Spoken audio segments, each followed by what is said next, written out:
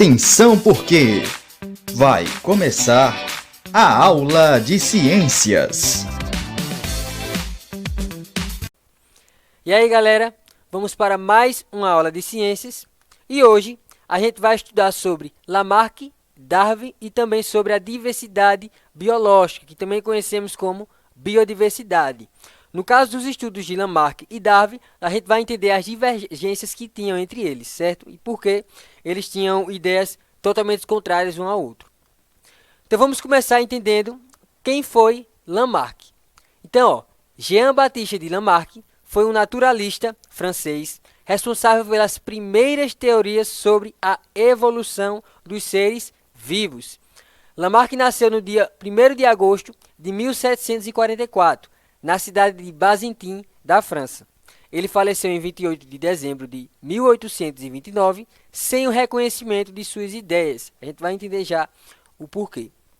Então, entre as suas ideias evolucionistas, Lamarck considerava que a evolução dos seres vivos ocorria em decorrência das pressões do ambiente. Então, segundo ele, organismos reagiam às mudanças do ambiente e suas modificações eram originadas e transmitidas aos descendentes. Ou seja, ele acreditava que os animais e os outros seres se adaptavam ao meio ambiente por conta de suas pressões atmosféricas.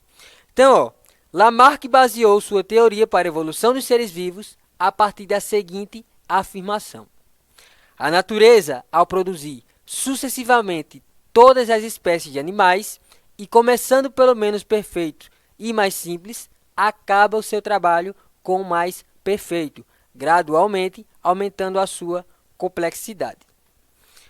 Daí surgiu o lamarquismo, através das teorias de Lamarck. E de que se tratava esse lamarquismo? O lamarquismo corresponde às ideias desenvolvidas por ele sobre a evolução dos seres vivos. Essas ideias foram fundamentais para o conhecimento da evolução, porém atualmente não são mais aceitas. Lamarck baseou sua teoria em duas leis principais. A primeira delas, a lei do uso e desuso, e a segunda, a lei da transmissão dos caracteres adquiridos. Vamos começar a entender a lei do uso e desuso. A lei do uso e desuso é o resultado de uma observação de Lamarck. O que é que ele observou? Ele observou que certos órgãos podem se desenvolver mais se forem mais usados.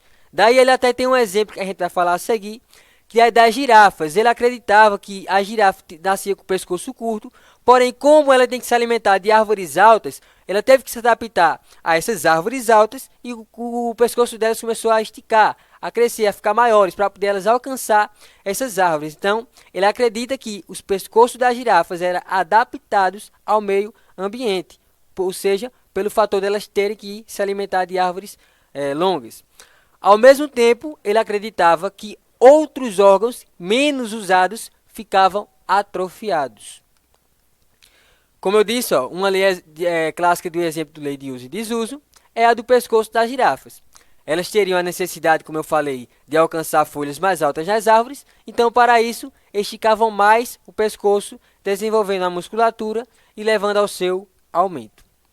Daí, a partir dessa, ele continuou os estudos e saiu a segunda lei, que é a lei da transmissão dos caracteres adquiridos. Então, essa premissa complementa a primeira do uso e desuso. Então, Lamarck acreditava que as características adquiridas, ou seja, aquele pescoço que a girafa adquiriu mais longo para poder alcançar as folhas nas árvores altas, eram transmitidas agora de geração em geração, tornando as espécies mais adaptadas ao meio ambiente. Então, o que é que ele acreditava? Tá lá, nasceu as primeiras girafas com seus pescoços curtos.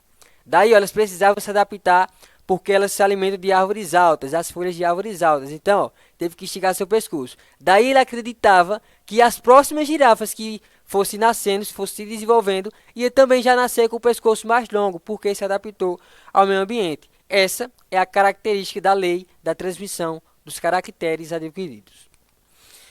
Por exemplo, as girafas que aumentavam o pescoço com a necessidade de buscar folhas cada vez mais altas, passavam essas características de geração em geração, e assim, sucessivas gerações de girafas ficaram pescoçudas se tornavam mais adaptadas ao ambiente. Em resumo, de Lamarck, ele acreditava que os animais, os seres vivos, se adaptavam ao ambiente em que eles viviam, certo? Agora vamos entender Darwin. Charles Darwin, em 1809 até 1882, foi um naturalista e cientista inglês. Ele foi o autor das origens das espécies através da seleção natural, que a gente já vai entender, e foi uma das figuras mais importantes sobre o evolucionismo e origem da vida humana. Então, o principal tema das pesquisas de Darwin sempre foi o problema da evolução das espécies. Toda vez que você for ouvir sobre Darwin, você vai ouvir sobre evolução, porque ele foi o principal autor desse tema. Então, ele formulou sua teoria da evolução baseando na seleção natural, ou seja, nos efeitos da ação direta das condições do ambiente sobre o organismo e também das variações que nos parecem, em nossa ignorância, surgir espontaneamente. Então, daí surgiu também o darwinismo. O darwinismo é o conjunto dos estudos e também das teorias relativas à evolução das espécies que foi formuladas por Charles Darwin. Então, a teoria da evolução vai defender que todas as espécies descendem de ancestrais comuns e que também, ao longo do tempo geológico, foram sofrendo alterações. Então, essas modificações são, segundo Darwin, imperceptíveis e vai acontecer de uma geração para outra, porém, ao longo do tempo. Quando somadas e acumuladas, tornam-se perceptíveis e justificam as diferenças entre novas espécies assim originadas, como é o caso da espécie humana, como você está vendo aí na imagem abaixo. Vai ser mais perceptível com o passar dos tempos. Então, como foi que aconteceu a origem desse darwinismo?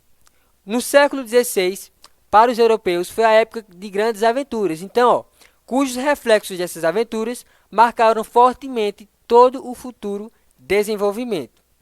Então, essa era de descobertas de novos povos, de animais, de plantas, fez com que a imutável rigidez da criação sofresse um impacto da dúvida. E daí, a contribuição científica que foi decisiva para essas dúvidas veio do século seguinte com os trabalhos de Charles Darwin.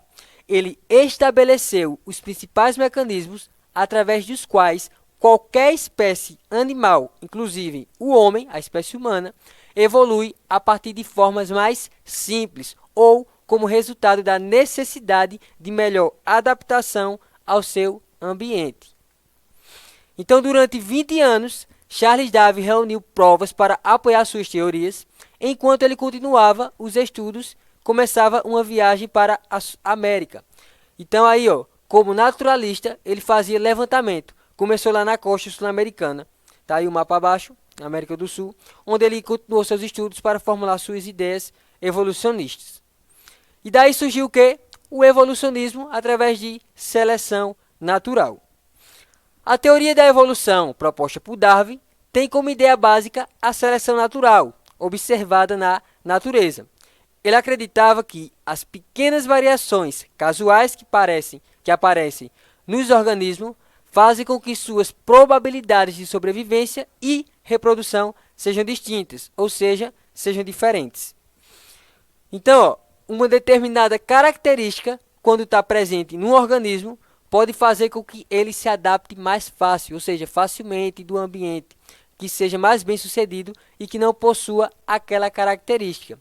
Dessa forma, o ambiente, para Darwin, atua como selecionador das características mais favoráveis em detrimento de outras. Daí, surgiu também o que ficou conhecido como o darwinismo e o macaco. Em 1859, Darwin publicou o livro Origens das Espécies. E o volume é todo ele em um longo argumento a favor da teoria da evolução. E daí houve várias controvérsias depois que ele publicou esse livro. Ele foi bem vendido, 1.350 exemplares, para ser mais exatos, foram vendidos. E fica claro em seus escritos que todos os seres vivos, inclusive o homem, modificam-se ao longo do tempo. Para os leigos da época, esses pessoas que não costumavam muito estudar essas coisas, o cientista foi formulado foi o formulador da teoria mais aceita sobre a evolução. Então, a dedução de sua teoria é que o homem, assim como o macaco, evolui a partir de um ancestral comum. Daí, origina espécies mais simples e continua evoluindo constantemente. A coragem de enfrentar muitos dogmas religiosos e também suas ideias fixas daquela época trouxeram a Darwin muitos problemas com a igreja. Além disso, sua imagem foi constantemente ridicularizada. Tá aí uma imagem que surgiu lá nesse século, de ridicularizando, né, Charles Darwin por suas teorias, por ele acreditar e estudar e também provar a partir de algumas teorias que foram aceitas que o homem surgiu do ancestral comum, que no caso ele acredita que tenha sido do macaco. Bem, pessoal, essa foi a história de Lamarck e Darwin, suas divergências, suas diferenças, mas ambos estudaram sobre a evolução, porém com ideias diferentes. Vamos agora entender a diversidade biológica, ou também conhecida como biodiversidade. Mas o que seria essa diversidade biológica?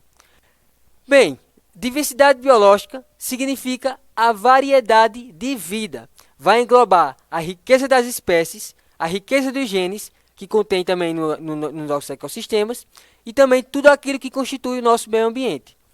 O conceito foi inicialmente conhecido como diversidade biológica, mas a partir da década de 80 ficou mais comum utilizar o termo biodiversidade. A definição mais conhecida de biodiversidade foi definida pela Convenção sobre a Diversidade Biológica, que foi assinada aqui no Brasil durante a Rio 92. Assim, a biodiversidade significa a variabilidade de organismos vivos de todas as origens, compreendendo, dentre outros, os ecossistemas terrestres, marinhos e outros ecossistemas aquáticos e os complexos ecológicos de que fazem parte, compreendendo ainda a diversidade dentro de espécies, entre espécies e ecossistemas. Atualmente, a biodiversidade ela vai ser considerada em 3 níveis: diversidade de espécies, diversidade genética e diversidade de ecossistemas. Na diversidade de espécies, vai ser a riqueza de espécies existentes, inclui todos os organismos da Terra, dos mais simples aos mais complexos, ou seja, todas as espécies.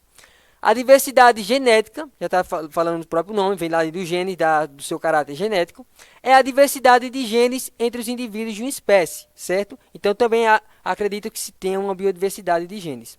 E também uma biodiversidade de ecossistemas. E o que seria?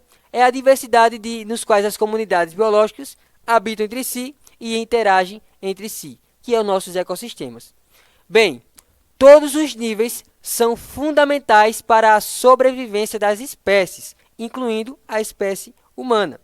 Os ambientes mais ricos em quantidade de espécies do planeta são as florestas tropicais, os recifes de corais, os grandes lagos tropicais e as profundezas do mar.